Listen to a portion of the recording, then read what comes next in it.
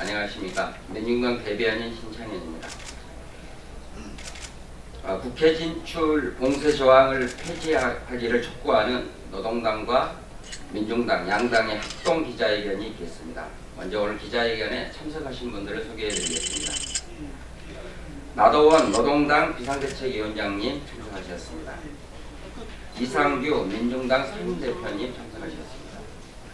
오늘 기자회견은 먼저 민중당 이상규 상임대표님의 발언이 있겠습니다. 그리고 곧바로 이어서 나도원 노동당 비상대책위원장님의 두 번째 발언이 있겠고, 그리고 나도원 이상규 두 양당의 대표님들께서 기자회견문 낭독하는 것으로 오늘 기자회견을 진행하겠습니다. 먼저 이상규 민중당 상임대표님의 모두 발언을 듣겠습니다.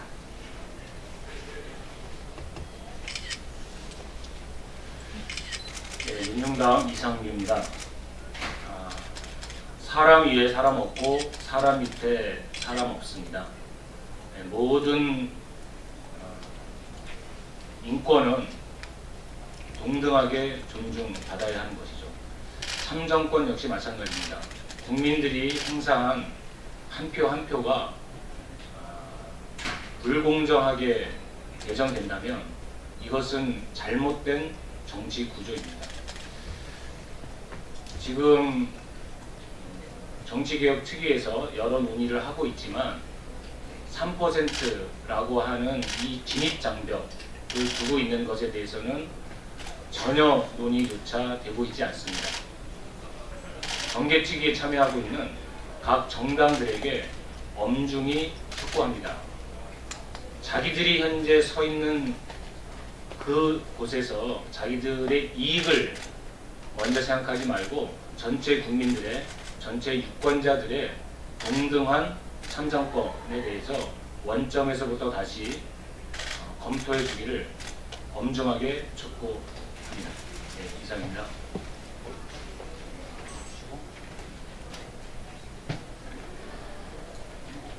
예, 노동당 비상대책위원장 나도원입니다. 근래에 더불어민주당 이해찬 대표의 의견 표명에서 유감부터 표명을 해야겠습니다. 촛불에 의해서 뒤바뀐 여야입니다. 촛불 민심은 얼마나 대접받고 있고 이때 표출되는 촛불 광장에서 표출된 그 사회 대개혁의 열망들은 어떻게 대접받고 있는지 묻지 않을 수가 없습니다. 또 문재인 대통령의 약속들은 어떻게 됐습니까? 오고 보면 비정규직 약속도 잘 지켜지지 않고 탈핵 약속도 잘 지켜지지 않고 이제는 권동현 비례대표제조차도 여당 내에서 회의적인 반응이 나오고 있습니다. 참으로 안타까운 일이 아닐 수 없습니다. 여러분 잘 아시다시피 우리나라에서는 20대 초반의 젊은 국회의원이 나올 수가 없습니다. 40대 젊은 대통령도 만들어질 수가 없습니다.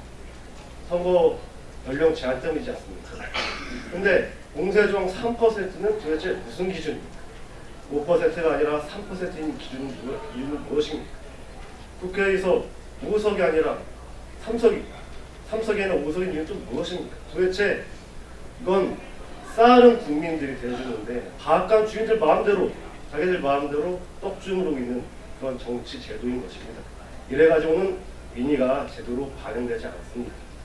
또 이런 진입장벽은 새로운 정치 세력이, 새로운 정치 집단이 국회를 통해서 진출해서 국민들의 뜻을 밝혀주는 데에도 매우 부정적입니다. 정치 다양성 촉진이 막히고 있습니다. 여러분, 부자들에 의한 강자들의 정치, 자기들의 기득권을 위한 담합 정치 이제 바꿔야 될 때가 됐습니다. 이번 매우 소중한 기회입니다. 이번 기회를 통해서 정말로 진짜 정치 될 수 있도록 민의가 보장되고 정치 다양성이 촉진될 수 있는 그런 정치 될 수 있도록 힘을 모아주시기 바랍니다. 고맙습니다.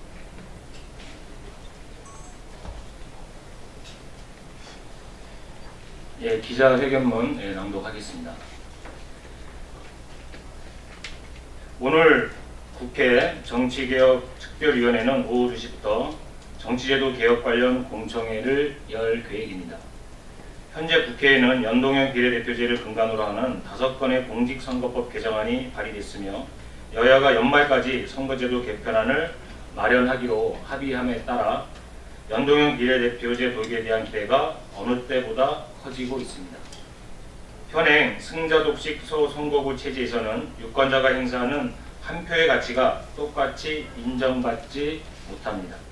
그리고 수많은 사표를 만들어내 표심을 왜곡하고 적폐를 만들어 왔습니다. 지난 2016년 20대 총선 결과만 봐도 그 폐해를 단번에 알 수 있는데요. 양대 정당인 더불어민주당과 새누리당은 각각 25%, 33%의 정당 득표율을 기록했지만 전체 의석의 41%, 40%에 해당하는 123석, 122석을 획득했습니다. 과반이 넘는 59%의 지지를 얻은 보수 양당이 전체 의석의 81%를 가져갔습니다. 표 도둑질을 정당화하는 구조라 할 수 있죠. 또한 20대 총선에서 투표는 했지만 1등 후보를 지지하지 않아 사표가 되어버린 표는 50%에 달합니다.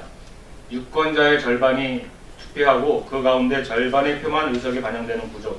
결국 4분의 1의 지지로 국회가 구성되고 유권자 4명 중 3명은 자신의 정치적 대표를 갖지 못하는 것이 대한민국의 정치 현실입니다. 상황이 이러하기에 정치선거제도 개혁의 본령은 단순한 비례성 강화가 아니라 한 표가 하나의 가치, 이 평등선거 원리를 구현하고 비례대표제로의 전환에 있습니다. 하지만 청와대와 국회 논의 과정을 살펴보면 시작부터 한 표 하나의 가치의 평등선거의 선거제도 개혁과는 멀찍이 떨어져 있음을 확인할 수 있습니다.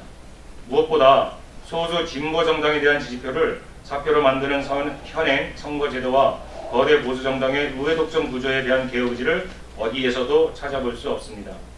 중앙선관위가 제안한 권역별 연동형 비례대표제는 물론 국회 정개특위에 상정된 5건의 공직선거법 개정안조차 현행 3% 공세 조항에 대해서는 이런 방구 언급조차 없는 것이 단적인 예입니다. 정당 득표율 3%라는 현행 비례의석 배분 기준, 소위 말하는 공세 장치는 소수 정당을 배제하기 위한 논리로 구축되었습니다. 3% 진입 장벽을 포함한 한국의 정치선거 제도는 소수 정당의 원내 진입과 성장을 체계적으로 봉쇄하는 장치라고 해도 과언이 아닙니다.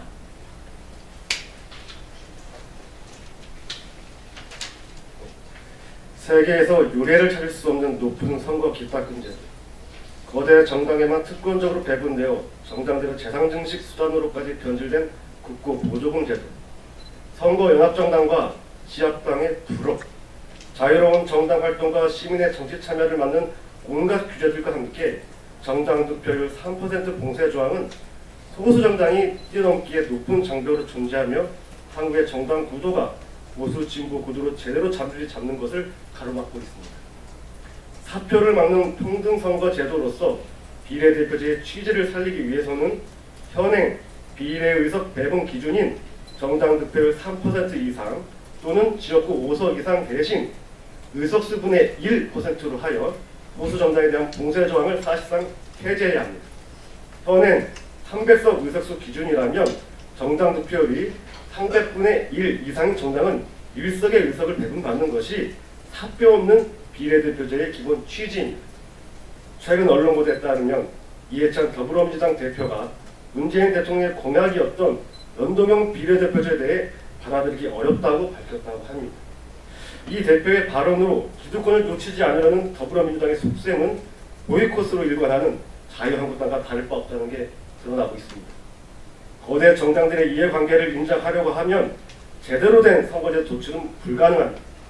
국회 정치개혁특위의 선거제도 개혁의 방향은 국민의 표심이 정직하게 정당의 의석수로 반영되는 제대로 된 비례대표제가 되어야 하며 그 첫 출발은 국회 진출 봉쇄 조항의 폐지여야 합니다.